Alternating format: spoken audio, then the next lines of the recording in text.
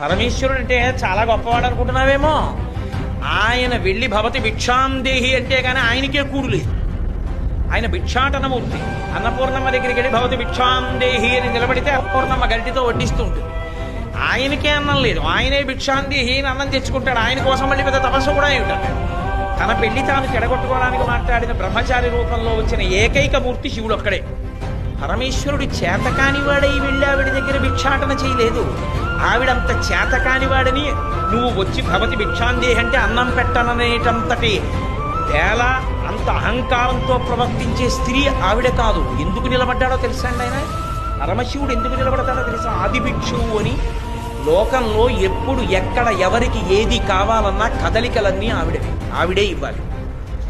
ఆవిడ ఇవ్వాలిరా. కాబట్టి ఆవిడ దగ్గరికి వెళ్ళి అమ్మా నాకు అన్నం పెట్టమ్మా అని అడగరా అంటే నేను అంతవాణ్ణండి, నేను ఇంతవాణ్ణండి, నేను వెళ్ళి ఎలాగో ఆడదాని దగ్గర చేయి చాపుతానండి అంటారేమో. ఒరే, లోకములన్నిటినీ సృజించి పెంచి చెట్ట చివర నాలో లయం చేసుకోగలిగిన నేనే వెళ్ళి ఆవిడ దగ్గర నిలబడ్డాను, ఇక నీకేమో మనం నిలబడ్డానికి అని అందరినీ ఆవిడ దగ్గరికి పంపి ఆవిడ అనుగ్రహం కలిగింప చెయ్యాలని ఆయన నిలబడ్డాడు. చేతకానివాడై కాదు. అందుకు ఆది భిక్షు అయ్యాడు ఆయన.